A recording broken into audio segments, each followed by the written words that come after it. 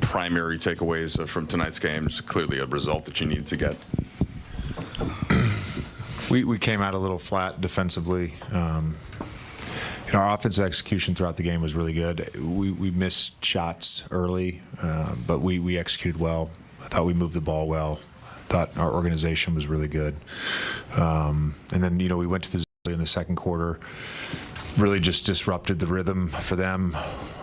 They hit an early three in the zone. We stuck with it. Our guys just continued to play it, and I thought that brought our level of communication up. And we were able to get some stops, kind of get back into the flow of the game a little bit with getting stops and then playing after a miss and not after a make. And then, DK just being a pro, second night of a back-to-back, gave us a huge lift in that first half. I thought Jackson defensively on the glass was big with 11 defensive rebounds. And obviously Luka, AR, and Bron. Just a lot of that three-man stuff was so good. We got great stuff out of a bunch of three-man actions with them. What do you make out of Austin, not just these last two, but kind of late, and then specifically in these last two, it's 15 made threes. Just seems like the rhythm is really there on the offensive side. Where do you go first when you think about Austin? I think he's just playing with a very, very high level of confidence right now. And I think the freedom that he's played with for most of the season, if not all of the season, has just allowed him room to grow. And I think, he continues to develop patience for when things aren't happening early for him, just knowing that, he's going to end up with 15 to 20 shots. That's just the way our team is structured. And, I thought last night was a great example of that offensively for him, and he was terrific tonight. Yeah. JJ, I think it was before the game yesterday, we asked you kind of about the three-man data for LeBron, Austin, and... Oh, I got all of it today. Max has been working on it for 2 weeks. Some really enlightening stuff. What were you enlightened by? Anything you'd like to share? No, but I will be sharing it with certain people. The first quarter, obviously, tonight with Luka struggling, like the numbers were what they were. The third quarter, again, kind of a slow start. But in the fourth quarter, it really seemed like those three really connected on a bunch of different stuff. And the numbers actually recently have been trending this week pretty positive for those three groups. I'll share it with you. When they're on the court together, we're at the equivalent of the number 7 offense in the league. So, yeah, the offense has not been the problem. The Ram 3, we got LeBron, a deep paint catch. He ends up scoring at the rim. We go back to it the next play. They try to overplay it. He gets the back cut for the layup. We go back to it the next play. First option's not there. Second option's not there. We get to the third option. Jackson gets a dunk. Like, that's how you have to walk a game down. Up 9, 5, 6 minutes to go. Just methodical, exhausting everything. Everything is live. And those guys have only, I think, played 17 games now together. It's not a lot of basketball. When you saw the data, how much room is there, do you think, for that group to grow between now and whenever the season ends? There's a lot of room to grow. There's a lot of room to grow. Particularly just with, I think, understanding what works for us. That's the biggest thing, what works for us. Welcome back to Access. The Lakers have done well at home in the second game of back-to-backs this season. Look at the best in the league. Portland 4-0, by the way. Cleveland 7-1. Lakers 4-1. Memphis Grizzlies 7-2. And the Indiana Pacers are 3-1. Let's go back to Crypto.com Arena. He did so well with his three-point play. We're going to ask him back. His name's Mike Bresnan. Hi, Brez. Hey, whatever it takes to get back on the show, at least twice for the next half an hour. Guys, we got to talk about the bench. Really rough outing for the Laker reserves last night. Scored only 7 points. Outscored by one player on the Warriors. That's happened a couple times in the last couple weeks. Also happened when the Lakers played Orlando, and Anthony Black outscored the entire Laker bench by himself. I'll tell you what, though, J.J. Redick was asked about it before, just not too long ago, about an hour ago. Did not seem real concerned about it at all. Here's what he had to say about the Laker reserves. We've ran a ton of ATOs in the last month for Gabe. He's been really effective in those, and now a lot of that is on movement sets.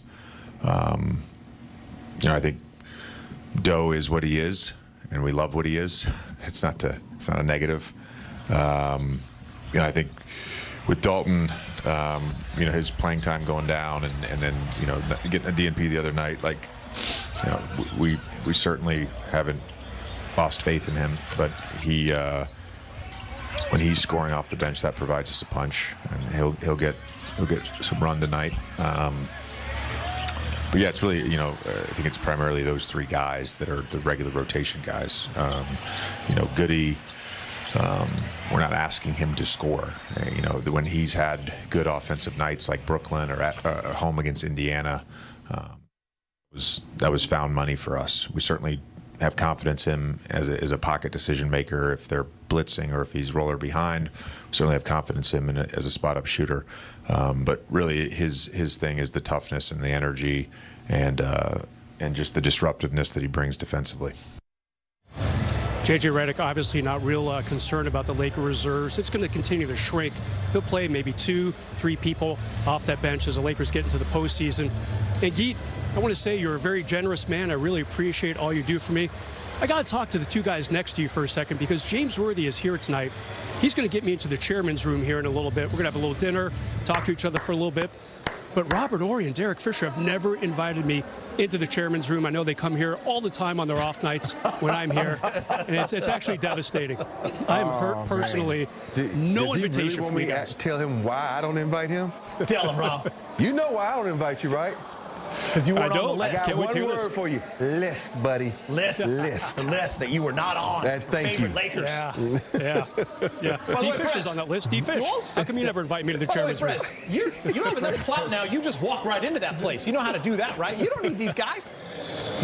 Hey, I need all the help I could get. Trust me. So, by the way, I've been in there before, and the last time I was in there when Fish was in there, he makes me call him Mr. Fisher in there. So you got to know. I mean, there's some places you got to know your role in there. Mr. Fisher, Mr. Worthy, Mr. Horry, whatever it takes, guys. Okay. Mr. Fisher, can I get you a nice glass of red? Next time, stat guy, we'll take you in there. We'll get you in there. Hey, get in there tonight, Brez, and enjoy yourself, buddy. You've earned it. Sure will. Miss you guys. That's funny. That is great. Good job, Brez. Brez is going to be eating sushi soon. He's going to be having a good time. He's earned it. Last three games, Brez was talking about the bench, but Jackson Hayes, the minutes are down. He's averaging around 15 minutes. I know a lot of it is matchup based, and that dictates, but is this what you expect in the playoffs, Rob? And I know you were a little frustrated watching that too, right? I was just talking about off camera. One of my biggest pet peeves is when coaches don't give players a chance to match up with other guys before they sub them out. Oh, they making the sub, let's match up. And I feel like Jackson Hayes, you look at when Luka first got on the team, all the pick and roll action, they put Jackson Hayes and his ability to roll to the rim and get thunderous dunks. Think about that. You haven't seen it lately. You see it every once in a while. I know people probably picked up on it now, but still, though, you think about what Luka was able to do in Dallas with those two bigs. They still got lobs. So keep them in there sometimes and keep them going to the roll because that's going to free up Luka because when he does dive hard, because think about it, who else dives to the rim hard on that team after they set a pick? Nobody. So It's really, yeah, it changes the dynamics of the offense. And I would say this, when the Lakers were playing a great brand of basketball during that stretch, Jackson Hayes was a big part of it. He was playing at a high level. So can you get back to that? Yeah, I mean, I think NBA players can definitely get back to, the I know he can, but just good the basketball. team. But I think it has to be a combination of things, and we don't know because we're not there. But I think it's a two-part thing. One part is actually how teams are defending the Lakers as time goes on with Luka. Mm-hmm. There's something that is showing itself on film that is letting the Lakers coaching staff know, okay, there are going to be times where we need 5 playmakers and floor spacers on the court. We can't have a non-shooter on the floor, or they can make things difficult for Luka or LeBron without having to pay for it. The other part is, in order to win and advance in the postseason, you're going to have a smaller lineup that you can trust offensively and defensively, because you will play against teams at some point where you cannot have a center on the court at all, just due to how they defend and what the matchups are. So I think JJ is also trying to get reps at something they're going to need later during the regular season, so they trust it a little more in the postseason. All right, the Lakers offense, guys, struggled for nearly a half in last night's loss. Check this out. From the 5:15 mark in the first until the end of the half, the Lakers couldn't get anything going. Only 27 points. They were outscored by 17, 7 for 25. They did hit 4 threes. They got to the free throw line 11 times, but the second chance points was a big one, 14-1. That was a huge difference in the night as well. Here's LBJ on why him, Luka, and Reaves need to lead the way.